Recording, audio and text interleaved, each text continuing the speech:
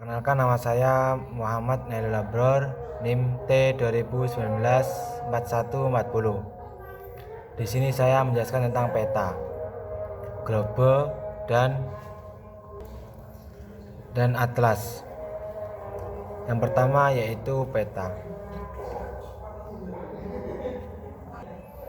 Peta adalah gambaran konvensional muka bumi atau benda angkasa yang termasuk perwujudan letak maupun data yang berkaitan, seperti suro dari atas. Dan peta memiliki skala tertentu yang dilengkapi dengan simbol-simbol tertentu pula. Yang kedua yaitu pengertian tentang atlas. Atlas adalah kumpulan peta yang dijilid menjadi sebuah buku dengan bahasa, simbol, dan proyeksi yang pada umumnya seragam. Tiap lembar peta dalam atlas diberi kode atau nomor sesuai dengan lembar indeksnya. Selanjutnya yaitu pengertian tentang globe. Globe dapat diartikan sebagai tiruan dari bumi yang memberikan gambaran tentang bentuk bumi yang sebenarnya. Globe dibuat semirip mungkin dengan bentuk bumi sebenarnya, seperti dengan kemiringan sebesar 66,5 terhadap derajat garis ekliptika, dan dibuat dapat berputar pada porosnya atau rotasi bumi. Dari tiga tersebut, semuanya memiliki perbedaan. Di antaranya yaitu peta memiliki judul, petunjuk arah, legenda, skala, simbol, inset, garis tepi, garis astronomi, warna, dan tahun pembuatannya. Terus untuk atlas yaitu memiliki judul, petunjuk arah, legenda, skala, simbol, inset, garis tepi, garis astronomi, warna, tahun pembuatan, indeks, dan daftar isi. Untuk globe sendiri yaitu skala, legenda, garis astronomi, dan warna. Selain itu, globe juga mempunyai ciri-ciri yakni kopong. Globe biasanya terbuat dari bahan yang kokoh seperti triplek, plastik, hingga besi. Globe biasanya dipasang dengan kemiringan 23,5 derajat sesuai dengan posisi bumi terhadap matahari. Halo, Assalamualaikum. Saya Dinia Maratus Salihah akan menjelaskan tentang fungsi peta, klasifikasi peta, dan komponen peta. Yang pertama, saya akan menjelaskan fungsi peta. Fungsi peta yang pertama berfungsi untuk mengetahui posisi atau letak di atas permukaan bumi. Yang kedua, berfungsi untuk memperlihatkan ukuran, jarak, dan arah di atas permukaan bumi. Yang ketiga, berfungsi menggambarkan permukaan bumi seperti benua, negara, Asia, gunung, sungai, dan lain-lain. Yang keempat, berfungsi untuk membantu peneliti untuk mengetahui keadaan alam di suatu tempat yang ada di permukaan bumi. Dan yang terakhir, berfungsi untuk mempelajari timbal balik hubungan antara fenomena alam yang terjadi di permukaan bumi. Selanjutnya, saya akan menjelaskan tentang pembagian klasifikasi peta. Yang pertama, berdasarkan informasi yang terkandung peta umum. Peta umum yang menggambarkan segala sesuatu yang terdapat pada suatu daerah. Contohnya, seperti gambar tersebut ialah contoh gambar peta topografi. Kedua, peta khusus atau peta tematik, yaitu peta yang menggambarkan kenampakan-kenampakan tertentu yang terdapat di permukaan bumi. Contohnya, peta transportasi, peta politik, dan peta kesesuaian lahan. Dan selanjutnya berdasarkan sumber datanya. Yang pertama ada peta dasar atau base map, dan yang kedua ada peta turunan atau drive map. Dan yang pertama, peta dasar base map ialah peta yang sumber datanya dihasilkan dari proses pengamatan atau survei lapangan yang berlangsung. Contohnya, ada peta administrasi dan peta rupa bumi. Ketiga, pembagian klasifikasi peta berdasarkan skala. Yang pertama ada peta kadaster, yaitu skala 1:100 sampai skala 1:5000. Yang kedua ada peta skala besar, yaitu skala 1:5000 sampai skala 1:10 250.000. Yang ketiga ada peta skala sedang, skala 1 banding 250.000 sampai skala 1 banding 500.000. Yaitu juga ada peta skala kecil dari 1 banding 500.000 sampai 1 banding 1 juta. Dan ada peta geografis yaitu skala 1 banding 1 juta. Yang terakhir saya akan menjelaskan tentang komponen peta. Komponen peta yang pertama terdiri dari judul yang bertujuan untuk menjelaskan tentang isi peta. Dan yang kedua ada petunjuk arah seperti arah utara, selatan, barat, dan timur. Yang ketiga ada legenda yang menjelaskan tentang simbol-simbol yang terdapat dalam peta. Yang keempat ada skala peta, yaitu bertujuan untuk mengetahui jarak antara keadaan dan sebenarnya. Yang kelima ada simbol, yaitu bertujuan untuk mewakili keadaan sebenarnya yang ada di daerah tersebut. Yang keenam ada insert, yaitu peta yang berukuran kecil dan lebih detail sehingga berfungsi untuk penunjuk lokasi suatu tempat atau daerah. Yang ketujuh ada warna peta. Warna peta bertujuan untuk menjelaskan tentang keadaan tersebut yang berada di atas permukaan bumi. Dan yang terakhir ada garis tepi yang bertujuan untuk meletakkan garis astronomi yang ada di permukaan bumi. Perkenalkan, nama saya Ernanda Cindy Wahyuningrum, NIM T20194121. Di sini saya akan menjelaskan tentang penentuan skala pada peta, penghitungan jarak sebenarnya dan jarak pada peta, simbol peta, dan peta kabupaten atau kota tempat tinggal.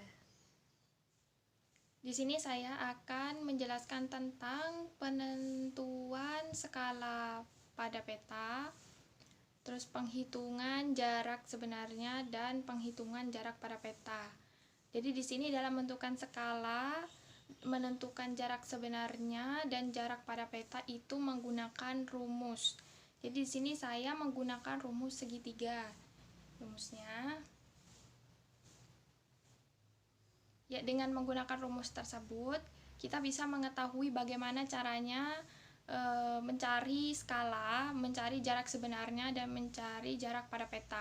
Jadi untuk mencari skala itu caranya adalah jarak pada peta dibagi jarak sebenarnya. Nah, terus untuk mencari jarak sebenarnya itu adalah jarak pada peta dibagi skala. Dan untuk mencari jarak pada peta itu skala dikali jarak sebenarnya. Nanti saya akan tampilkan video supaya kalian bisa paham, dan di situ juga ada contoh-contohnya bagaimana cara mencari ketiganya, itu mencari skala, jarak sebenarnya, dan jarak pada peta.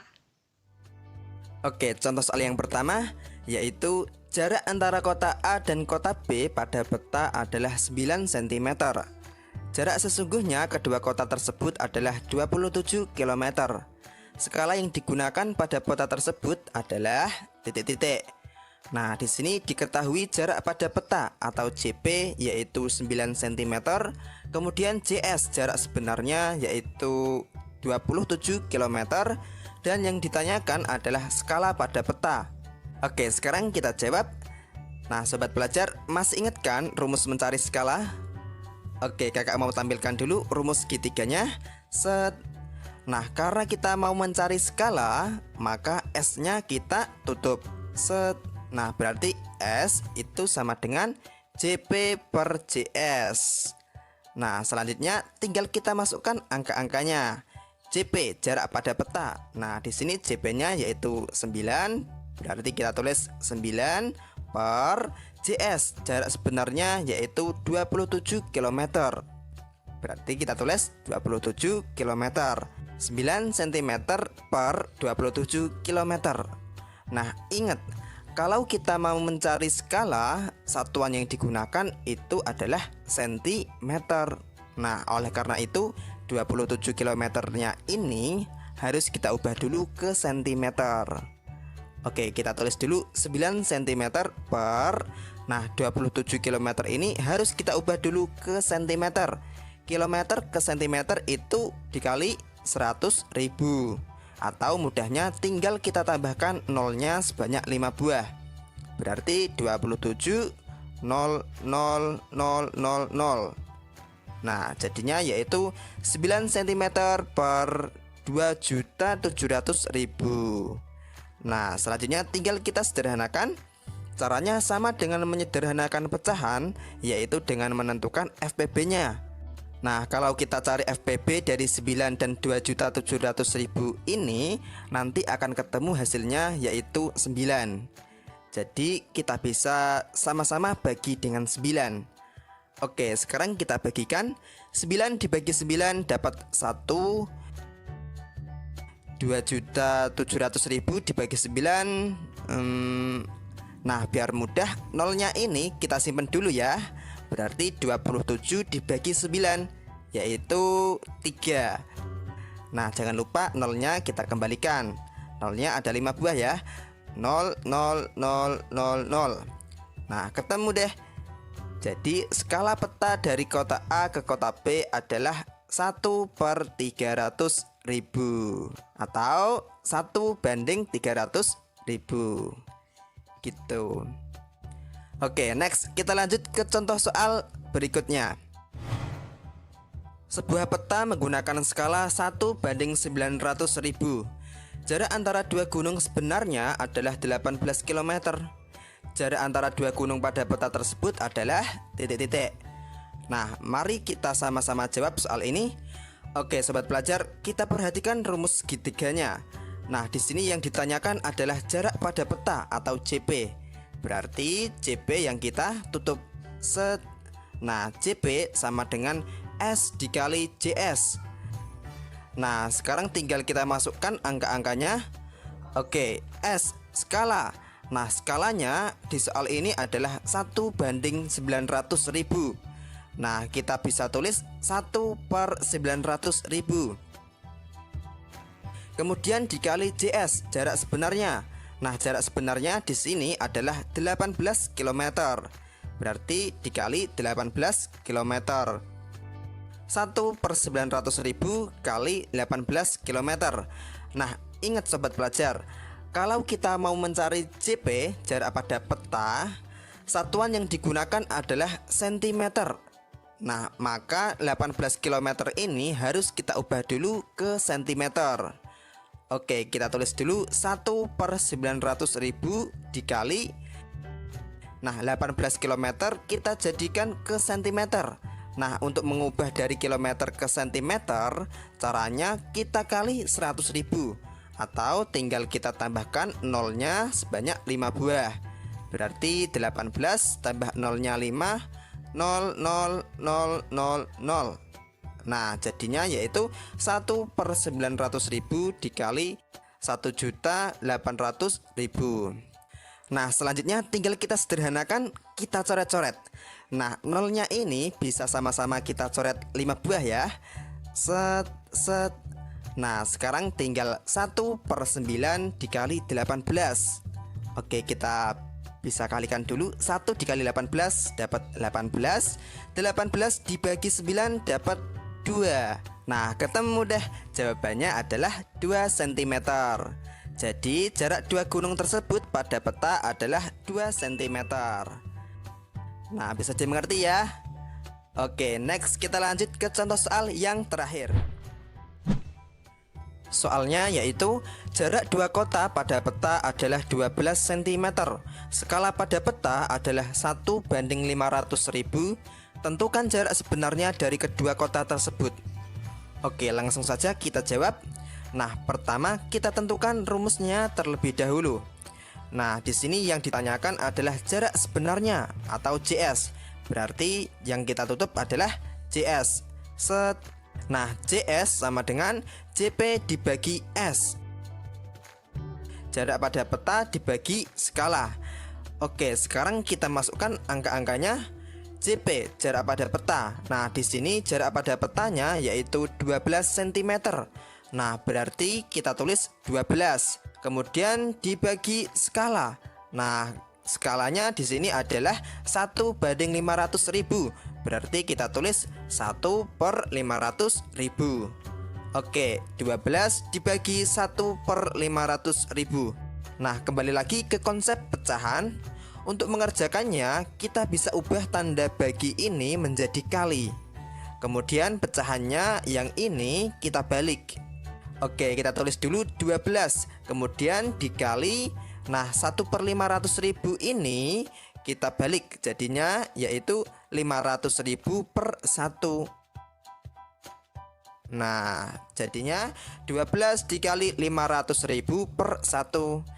Nah, sekarang tinggal kita kalikan 12 dikali 500.000. Nah, kita hitung dulu. 12 dikali 500.000 sama dengan 6 juta cm. Nah, ingat, kalau kita mencari jarak sebenarnya, maka satuannya harus kita ubah ke kilometer. Nah, 6 juta cm kita ubah ke kilometer.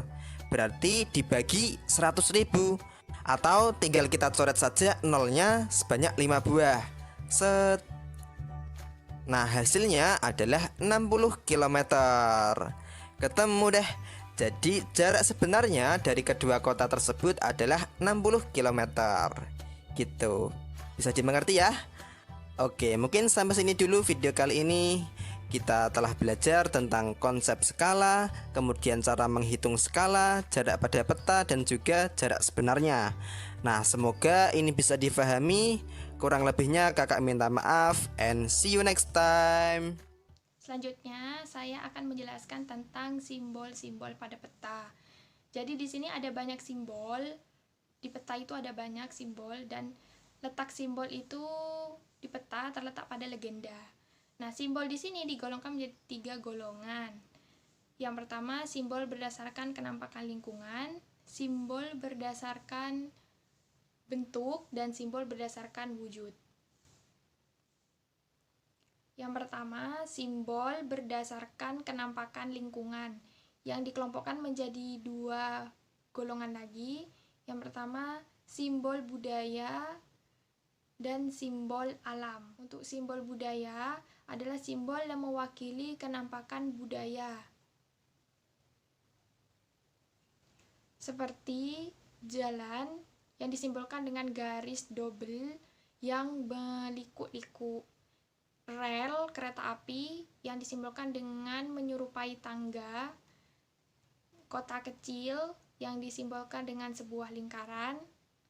Kota administratif yang disimbolkan dengan lingkaran yang di dalamnya ada lingkaran kecil. Simbol ibu kota negara yang disimbolkan dengan persegi yang di dalamnya ada lingkaran kecil. Seperti ini. Selanjutnya, simbol alam. Simbol alam yaitu simbol yang mewakili kenampakan alam, seperti sungai yang disimbolkan dengan garis yang tidak terlalu lurus, gunung yang disimbolkan dengan segitiga, danau yang disimbolkan dengan bulatan tidak sempurna dan berwarna biru, rawa yang disimbolkan dengan bulatan tidak sempurna dan berisikan titik-titik. Yang kedua, simbol berdasarkan bentuk, yang dimana dikelompokkan menjadi 3.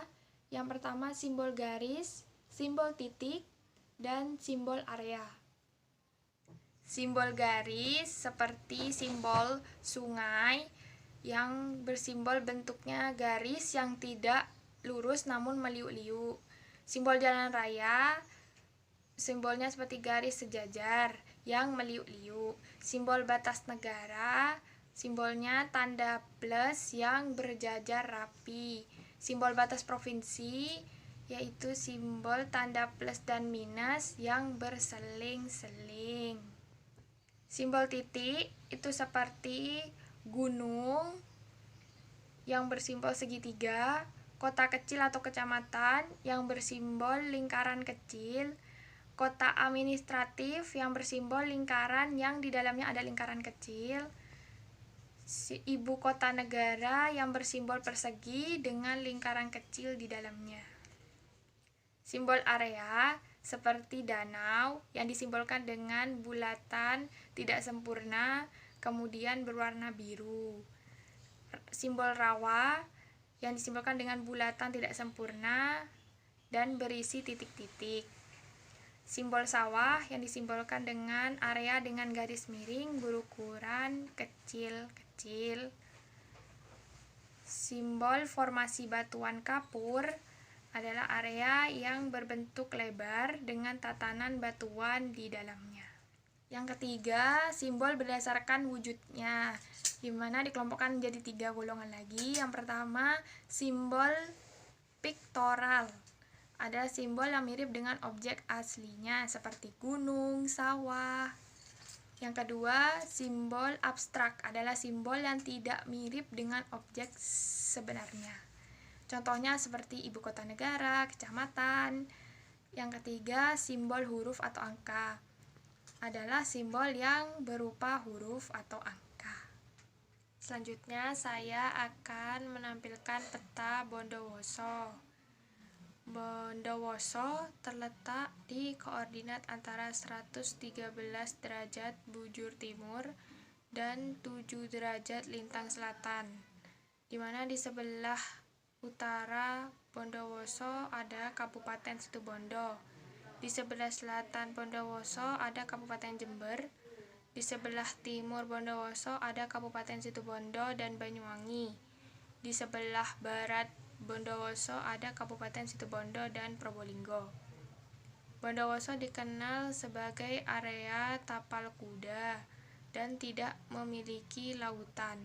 Bondowoso terdiri dari 23 kecamatan.